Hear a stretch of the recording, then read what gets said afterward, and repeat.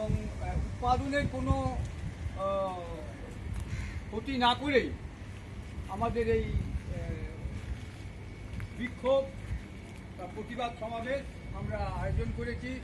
আজকে করে অত্যন্ত দুঃখজনক যে ঘটনায় একজন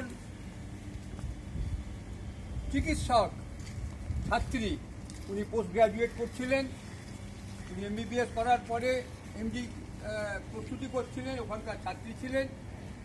তিনি যেভাবে ধর্ষিত এবং নিহত হয়েছে, তাকে মারা হয়েছে rape and kill on duty, তিনি কাজে ছিলেন রাত্রে।